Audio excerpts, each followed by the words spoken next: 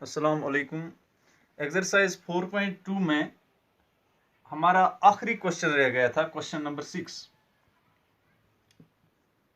जैसे कि हम ये प्रॉब्लम सॉल्व करते आ रहे हैं, तो तमाम प्रॉब्लम्स में हमने देखा कि पहले हम एक प्रॉब्लम फॉर्मुलेट करते हैं, एक क्वाड्रेटिक इक्वेशन जो है वो बना लेते हैं। उसके बाद we solve the equation by finding the roots और finding the value of the variable. तो क्वेश्चन नंबर 6 में हमें दिया गया है, a cottage industry produce a certain number of articles in a day. एक इंडस्ट्री जो है वो हमें ये मालूम नहीं अभी कि कितने आर्टिकल्स, फॉर एग्जांपल अगर वो n नंबर ऑफ आर्टिकल्स एक दिन में बनाती है। It was observed on a particular day that the cost of production of each article in rupees was 3 more than twice the number of articles। एक खास मौके पे, एक खास दिन, फॉर एग्जांपल अगर आज की तारीख में हम लें कि आज के दिन में कितने आर्टिकल्स बनाए, तो उन आर्टिकल्स के हिसाब से जो कास्ट ऑफ ईच आर्टिकल जो हमें क्वेश्चन में दिया गया है, that is 3 more than twice the number of articles produced. जितने आर्टिकल्स बने उनको अगर हम डबल करें यानी ट्वाइस, और उसके बाद 3 ऐड करें, means 3 more than twice the number of articles. 3 more than twice the number of articles, ये है कास्ट ऑफ ईच आर्टिकल। तो इस तरह से हमने क्या क्वेश्चन को सॉल्व करना है।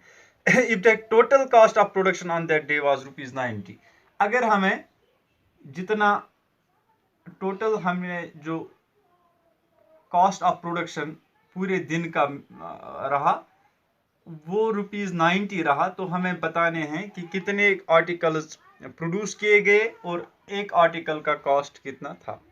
तो क्वेश्चन को सॉल्व करने से पहले हम सपोज करते हैं कि let the number of articles be, let number of articles produced on the particular day, ठीक है ना, बी एक्स।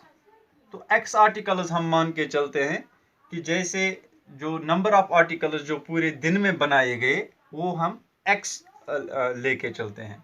तो इस हिसाब से कॉस्ट ऑफ ईच आर्टिकल क्या होना चाहिए? Cost of each article that will be twice the number of articles plus 3, means 3 more than twice the number of articles, 2 into x plus 3। अब जो हमें टोटल मिला, जो हमें दिन की प्रोडक्शन का जो कॉस्ट मिला, उसका मतलब क्या है कि अगर हमने फॉर एग्जांपल 10 आर्टिकल्स बनाए थे और कॉस्ट ऑफ ईच आर्टिकल ₹5 था, तो हमें जो टोटल प्रोडक्शन मिलेगी वो ₹50 होगी। यानी जितने नंबर ऑफ आर्टिकल्स थे उनको हमने मल्टीप्लाई किया कॉस्ट ऑफ आर्टिकल से, तभी हमें ये अमाउंट जो है ना मिल जाएगा। तो तभी हमें ये अमाउंट मिल सकता है। तो इस हिसाब से अगर हम इन दोनों को मल्टीप्लाई करें आपस में, यानी x इंटू 2x प्लस 3, ये हमें क्वेश्चन के हिसाब से 90 मिलना चाहिए। यानी cost of articles, cost of each article into number of articles, ये हमें 90 मिल रहा है। That is the cost production of the day. तो फर्दर सॉल्व करेंगे हम इस इक्वेशन को, x into 2x that is 2x square plus x into 3 that is 3x। इस 90 को मैं लेफ्ट हैंड साइड में लाके -90 लिखूंगा, दैट इज इक्वल टू 0। अब हमें यहाँ पे एक क्वाड्रेटिक इक्वेशन मिली जिसमें हमें a का वैल्यू 2, b का वैल्यू है 3 और c का वैल्यू है -90। अब देखिए अगर मैं a और c को यहाँ पे मल्टीप्लाई करूं तो मुझे क्या मिल जाएगा, a इंटू सी, सिर्फ a इंटू सी अगर मैं करूं तो -180 मिल जाएगा। 2 इंटू 9 दैट इज 18 एंड 0 180। और b को मुझे इस तरह से स्प्लिट करना है कि सम तो 3 ही मिलेगा, लेकिन जो प्रोडक्ट है दैट मस्ट बी -180। तो अगर मैं देख लूं कि 3 को मैं मुख्तलिफ तरीकों से स्प्लिट कर सकता हूं, जैसे -14 + 11 दैट इज -3, या 14 - 11 दैट इज 3। इसी तरह से 16 - 13 दैट इज 3। इस तरह से स्प्लिट कर सकता हूं। इसी तरह से 15 - 12 दैट इज 3। अगर मैं यहां पे ध्यान दूं 15 × 12, 12 5s are 60, 12 1s are 12 + 6 that is 18। तो 15 और 12 में अगर मैं 3 को स्प्लिट करूं तो मुझे जो है प्रोडक्ट 180 मिलता है और सम इनका या डिफरेंस दैट इज 3। तो मैं इस मिडिल टर्म को 15 और 12 में यहां पे स्प्लिट करने जा रहा हूं। तो इसको आप जहन में रखें कि the product must be equal to the product of A and C and sum should be equal to B. तो स्प्लिटिंग द मिडिल टर्म के हिसाब से मैं इस इक्वेशन को ऐसे भी लिख सकता हूं, 2x² -12x या +15x -12x, यहाँ पे ऐसे भी लिख सकते हैं, या ज्यादा आसानी रहेगी हमें अगर मैं पहले -12x लिखूं। 2x² -12x + 15x -90 is equal to 0। तो इक्वेशन तो यही है, सिर्फ हमने क्या किया कि 3 को हमने दो टर्म्स में, ये 3x को हमने -12x + 15x दो अलग अलग हिस्सों में यहां पे लिख लिया, ताकि मैं इन दोनों में से एक टर्म को कॉमन निकाल सकूं और इनमें से हम एक को कॉमन यहां पे निकाल सकूं। तो यहां पे मैं 2 को कॉमन लेके और x को कॉमन लेके, 2 दोनों जगहों पे मौजूद है और x भी दोनों जगहों पे मौजूद है, इन दो टर्म्स की बात हो रही। तो यहां पे अंदर क्या रह जाएगा, सिर्फ एक x रह जाता है हमारे, और माइनस साइन यहां पे है। 2 6s are 12 × x that is 12x। तो अगर मैं 2x को यहां पे कॉमन ले लूं तो x - 6 अंदर रह जाती है हमारी टर्म। इसी तरह से यहां पे इस टर्म को भी 15 से मैं डिवाइड कर सकता हूं और इस टर्म को भी मैं 15 से डिवाइड कर सकता हूं। मींस मैं अगर यहां पे 15 को कॉमन ले लूं तो यहां पे अंदर x - 6 रह जाएगा। 15 × x that is 15x, 15 × -6 that is -90, that is equal to 0। तो यहां पे मुझे दो फैक्टर्स जो है ना वो मिल गए। कौन कौन सा, एक जो दोनों जगहों पे कॉमन ये x - 6 और दूसरी टर्म जो 2x + 15, इन दोनों का product that is 0। So these are the two factors of this equation, this quadratic equation. अब या तो ये वाली टर्म 0 के बराबर है या ये वाली टर्म 0 के बराबर है, तभी इनका जो प्रोडक्ट है 0 के बराबर हो सकता है। So either x - 6 is equal to 0 or 2x + 15 is equal to 0। इन दोनों में से एक जो है ना वो 0 के बराबर है। तो अगर मैं पहली वाली को लूं कि x - 6 0 के बराबर होगा, तब x का वैल्यू हमें क्या आएगा, x का वैल्यू +6 आ जाएगा, क्योंकि ये -6 जो है ना दूसरी तरफ ले जाके मुझे 0 + 6 दैट इज 6 बन जाएगा। और अगर मैं 2x - 15 को 0 के बराबर रखता हूं तो एक x का वैल्यू क्या आएगा, दैट विल बी -15/2। तो x का वैल्यू जब हमने x को सपोज किया था that was the number of articles. Since the number cannot be negative, so x equals -15/2 stands rejected here. x का वैल्यू -15/2 हो ही नहीं सकता है क्योंकि ये नेगेटिव है, लिहाजा x का वैल्यू क्या होगा, लाजमी तौर पर x का वैल्यू जो है ना 6 होगा। तो x का वैल्यू हमने क्या लिया था, that was the number of articles produced on the particular day. So number of articles produced कितने हैं, कितने आर्टिकल्स प्रोड्यूस हुए हैं एक खास मौके पे एक खास दिन में, number of articles produced, that is 6 articles. तो 6 articles जो है ना प्रोड्यूस हुए हैं इस दिन पे। और दूसरा जो हमने लिया था cost of each article, cost of each article, that cost was twice the number of articles plus 3 more than twice the number of articles. So that will be 2 into number of articles हमें 6 मिले plus 3. So 2 6s are 12 plus 3, that is 15. Means cost of each article is ₹15. तो हर किसी article के का cost जो है ना 15 रुपए है, और 6 आर्टिकल्स का हमें कॉस्ट कितना मिलेगा, वो 90 रुपए हमें पूरे दिन में कॉस्ट ऑफ प्रोडक्शन मिल जाएंगे। तो इस तरह से हमने क्वेश्चन सॉल्व किया। तो नंबर ऑफ आर्टिकल्स जो एक उस खास दिन में प्रोड्यूस हुए हैं, they are 6 in number, and cost of each article that is 15। तो इस तरह से ये एक्सरसाइज पूरी मुकम्मल तौर पे हमने कंप्लीट की एक्सरसाइज 4.2। तो अब हम एक्सरसाइज 4.3 पे आ जाएंगे।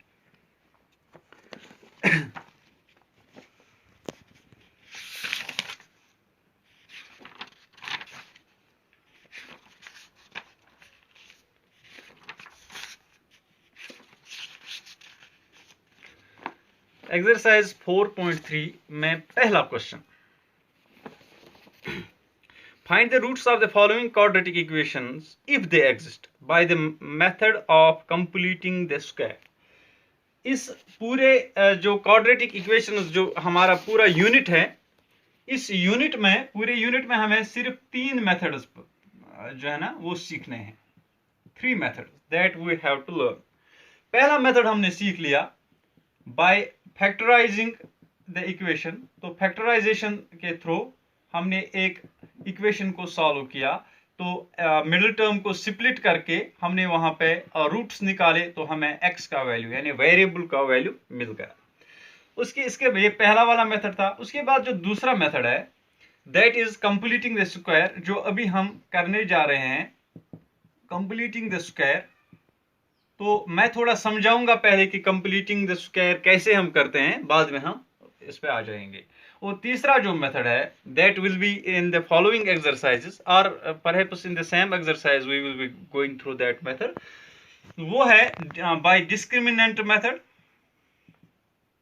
Discriminant method. और उस डिस्क्रिमिनेंट मेथड को हम दूसरा जो है ना bye applying the quadratic formula, वो भी क्वाड्रेटिक फार्मूला उस नाम से भी जानते हैं।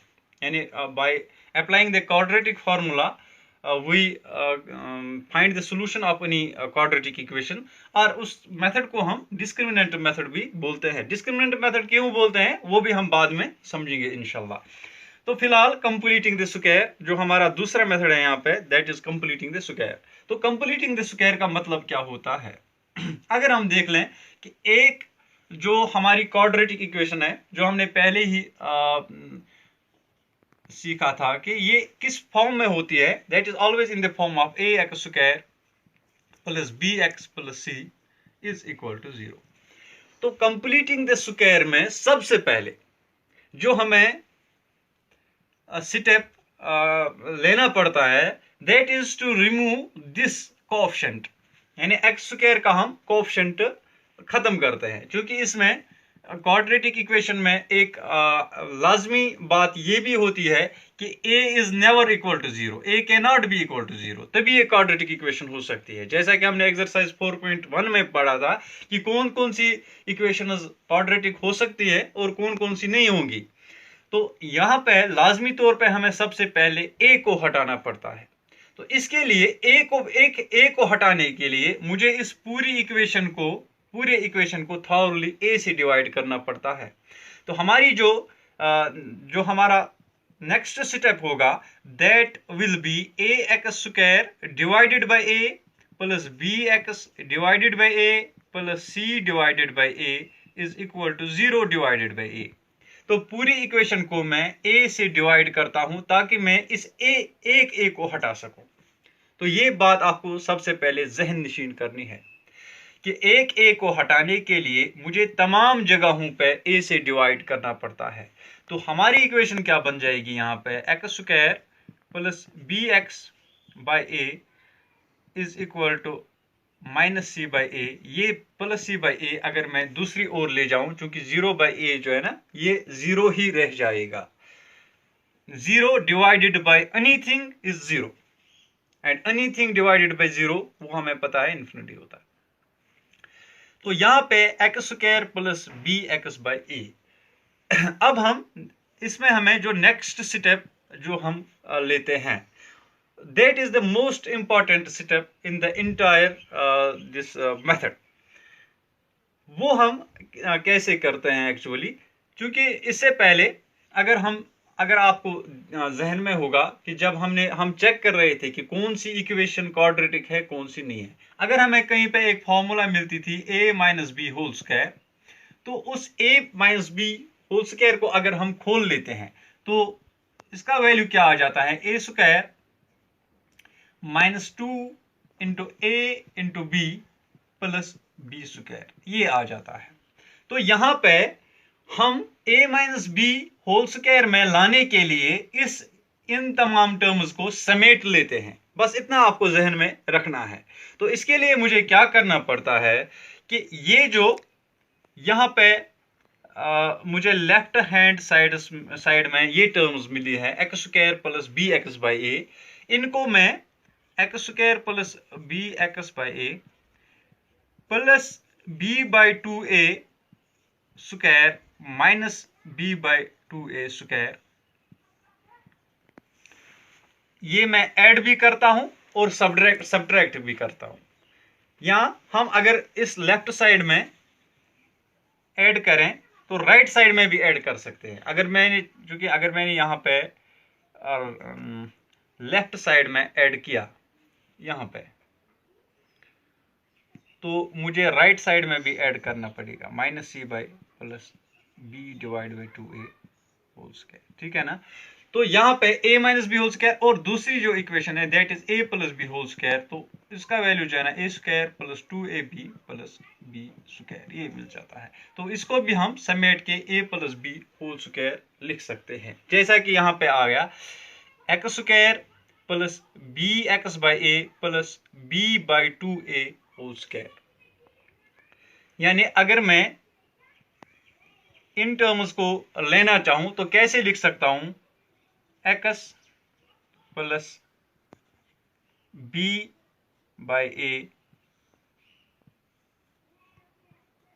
Whole square. तो ये मुझे यहां पे जो है ना इसका निचोड़ मिल जाएगा। अब देखिए मैं इसको अगर खोलना चाहूं तो ये यहां पे a square minus x square plus b square, ये b डिवाइड बाई 2a है, यहाँ पे b divide by 2a whole square plus 2ab minus 2 into x into 2ab, b है हमारा b डिवाइडेड बाई 2a। तो यहाँ पे 2 और 2 कैंसल होके बी एक्स बाई ए ये हमें यहाँ पे मिल जाएगा। तो लिहाजा हम क्या करते हैं, ये बी एक्स बाई ए हमें मिल गया यहाँ पे, ठीक है ना। तो हम यहाँ पे क्या करते हैं कि रिवर्स करते हैं इस स्क्वायर को, जो हमने a minus b whole square या a plus b whole square को यहाँ पे खोला था, तो इन टर्म्स को हम रिवर्स करके इस फॉर्म में लिखते हैं। बाकी हमें इस मतलब कोई दुश्वारी नहीं आएगी इन चीज़ों को सॉल्व करने में। तो इस चीज को जहन में रख के हम आगे बढ़ेंगे, इन तमाम चीजों को जहन में रख के हमें आगे बढ़ना है। तो इंशाल्लाह बहुत आसानी होगी हमें ये जो कंप्लीटिंग द स्क्वायर मेथड है, ये इस हिसाब से किसी भी इक्वेशन को सॉल्व करने में हमें बहुत ही आसानी होगी। तो डायरेक्टली अब हम पहले पार्ट पे आ जाते हैं। पहला जो पार्ट है हमारा that is 2x square minus 7x plus 3 is equal to 0, ठीक है ना। यहाँ मैं ऐसे भी लिख सकता हूँ for convenience 2x square minus 7x is equal to minus 3। तो जो कांस्टेंट है c, इसको मैं राइट साइड में पहले ही स्टेप में लेके जा रहा हूँ। हालांकि ये जरूरी नहीं है पहले स्टेप में लेके जाना, हम बाद में भी ले सकते हैं। तो कॉन्वीनियंस के लिए मैंने इसको -3 मतलब के तौर पर राइट साइड में ले लिया। अब चूंकि मुझे पहले 2 को हटाना है, I have to remove this 2 that is a, तो इसके लिए मुझे पूरी इक्वेशन को थॉरोली जो है ना डिवाइडेड बाय a करना पड़ेगा। तो यहां पे a हमारा 2 है, so dividing the equation thoroughly by 2, यहां पे पूरी इक्वेशन को मैं 2 से डिवाइड करता हूं, तो मुझे इक्वेशन नई फॉर्म में क्या मिलेगी, 2x² divided by 2 minus 7x divided by 2 is equal to -3 divided by 2। तो ये मुझे जो है ना ये इस इक्वेशन, इस फॉर्म में ये इक्वेशन मिल जाएगी। तो 2 और 2 यहाँ पे कैंसिल हो जाएंगे, जिसके लिए, जिस मकसद के लिए एक्चुअली हमने ये 2 से डिवाइड किया था, ताकि मैं a को हटाऊं। तो इक्वेशन क्या रह जाएगी, x² minus 7x by 2 is equal to -3/2। अब जबकि हमने ऑलरेडी सीखा हुआ है कि b डिवाइडेड बाई 2a², इससे हम ऐड करते हैं और सब्ट्रैक्ट करते हैं। एक साइड से अगर ऐड करेंगे तो दूसरे साइड से भी ऐड करना पड़ेगा। अगर एक ही साइड से ऐड करते हैं और सब्ट्रैक्ट करते हैं तब भी हमारा मकसद जो है ना वो पूरा हो जाएगा। क्योंकि अगर हमारे पास फॉर एग्जांपल कोई नंबर है 5 इज इक्वल टू 3 + 2, ये दो साइड्स हैं हमारे, ठीक है ना। अगर मैं इस 5 में 2 माइनस करूं या फॉर एग्जांपल 1 माइनस करूं, तो 5 - 1, तो ये लाजमी तौर पे 3 + 2 - 1 की सूरत में हमें दूसरे साइड में मिल जाएगा। यानी अगर मैंने इस साइड से -1 किया तो इस साइड से भी -1 करना पड़ेगा। अगर मैं इस साइड से ही -1 करूं और +1 करूं, ठीक है ना, तब दूसरे साइड पे कोई फर्क नहीं पड़ेगा, क्योंकि -1 और +1 अगर मैं दोनों लेफ्ट साइड में एडिशन और सब्ट्रैक्शन बाय इक्वल नंबर कर लेता हूं, तब मुझे इसकी जरूरत नहीं पड़ेगी। अब यहाँ पे चूंकि मेरे पास दो मतलब ऑप्शंस हैं, लेफ्ट साइड में ही मैं +b/2a होल स्क्वायर कर सकता हूं और -b/2a² कर सकता हूं, या फिर एक लेफ्ट साइड में एक राइट साइड में, लेकिन जो है ना वो दोनों एक ही साइंस के साथ होने चाहिए। फिर मिसाल के तौर पे अगर मैं यहाँ पे x² -7/2x, ये 7/2x है यहाँ पे, ठीक है ना, प्लस 7/2 × 2 2a, ठीक है ना, ये 2 × 2 मीनस स्क्वायर करूं, यहां 7/4 में डायरेक्टली लिखता हूं 2a², ठीक है ना, इसका हाफ 7/2 का हाफ है 7/4 और इसके हाफ का स्क्वायर मुझे करना है। That will be equal to -3/2 minus plus 7/4 square.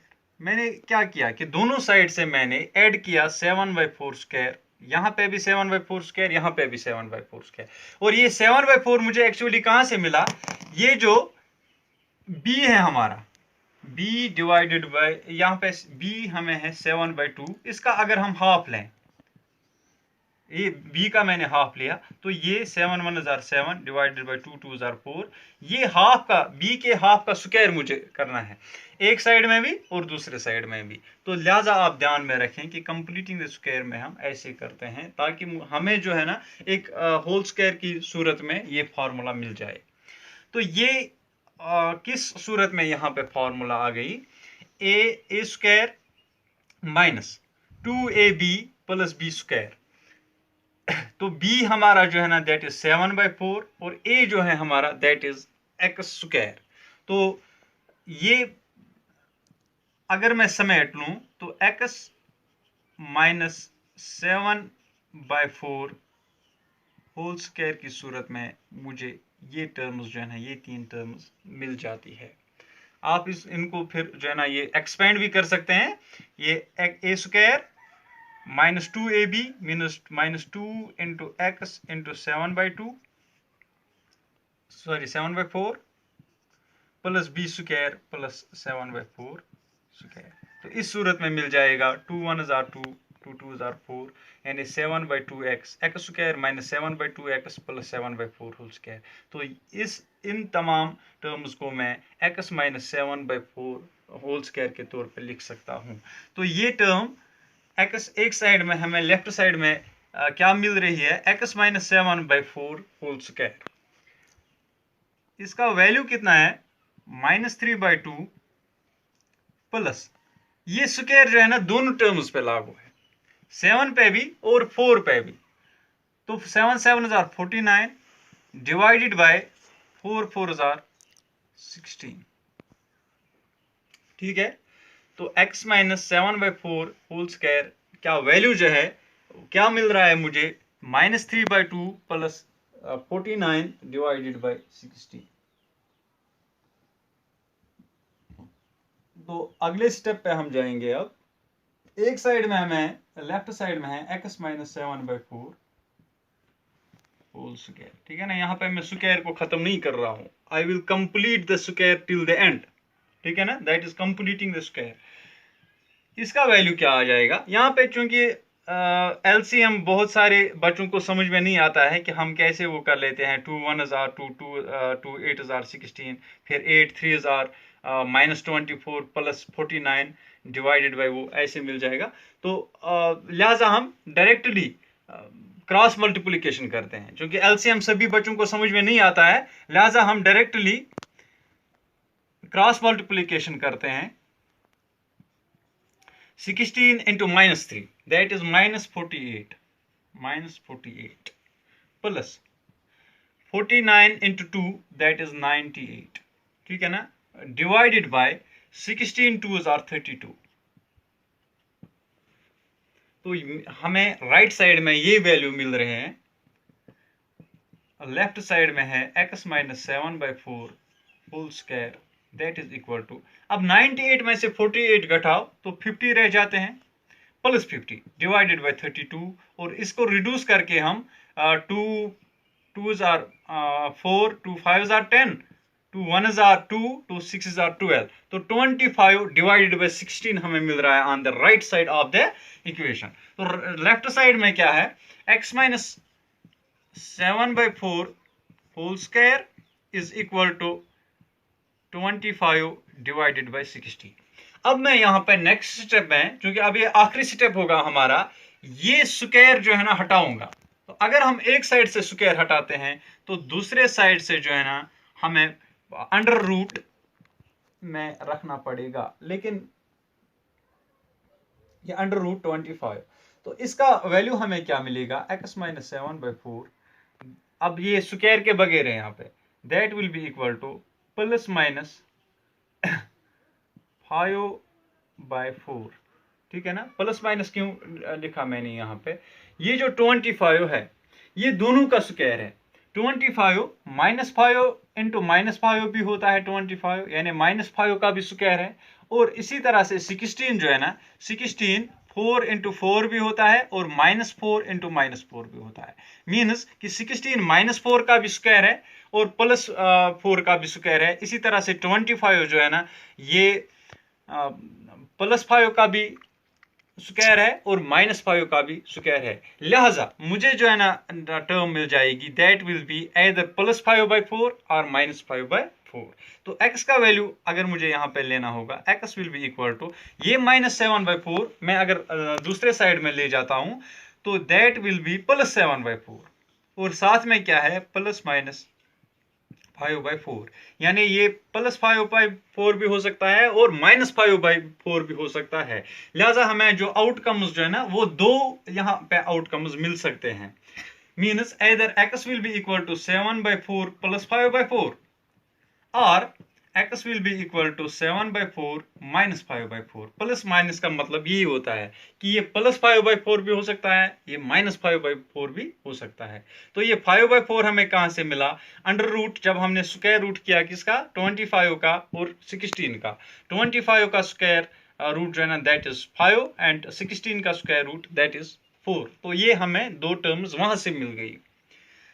तो अगर हम प्लस वाले फॉर्म में लें तो x will be equal to, तो 4 यहाँ पे कॉमन, चूंकि डिनोमिनेटर्स कॉमन है तो न्यूमरेटर्स ऐड हो जाएंगे, दैट विल बी 7 + 5/4, और x का जो नेक्स्ट दूसरा वैल्यू है दैट विल बी 7 - 5 / 4। इस हिसाब से x का वैल्यू 7 + 5 दैट इज 12/4, और इस हिसाब से x का वैल्यू 7 - 5 दैट इज 2/4। तो ये हमें दो वैल्यूज यहाँ पे x के मिल गए।